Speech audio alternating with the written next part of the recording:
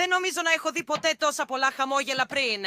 Δεν έχω ξαναδεί ποτέ τέτοιες συσκευές με τόσα πολλά κουμπιά, διακόπτες και καντράν. Φυσικά. Βρισκόμαστε στην αιχμή της τεχνολογίας. Wow. Τι σημαίνει? Δεν ξέρω. Τι σημαίνει αυτό?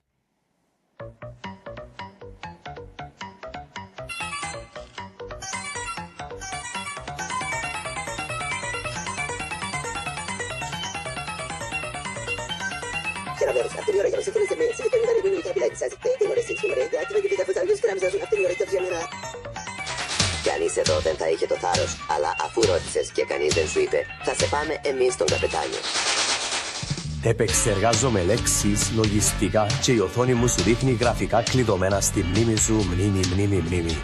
Με οπτικές ίνες χυτές σε πλαστικό, για νύχτες με θέαμα και ήχους φανταστικούς. Απλά μίλα στον αγαπητό σου θείο Έμορι. Όλα όσα ήθελες και ακόμα περισσότερα.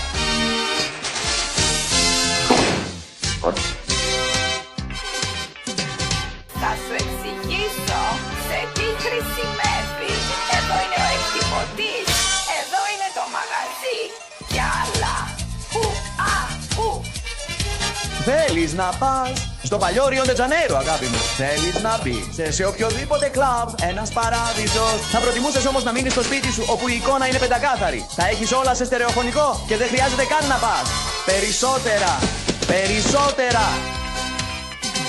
Περισσότερα. Όλα όσα ήθελες και ακόμα.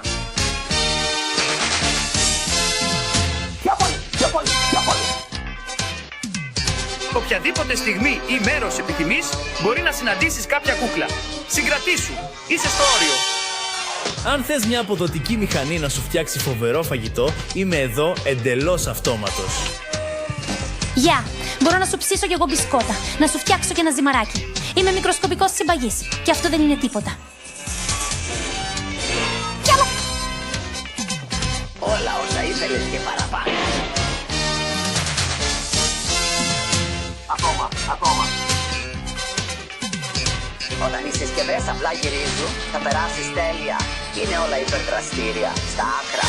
Από τα LED μέχρι και τις οθόνες CRT, woofer, Twitter και συγκροτήματα κεραιών. Και υπερνάιλον να είναι τη ζωή. Ό,τι χρειάζεσαι, ανεπανάληπτα. Και πιο πολλά.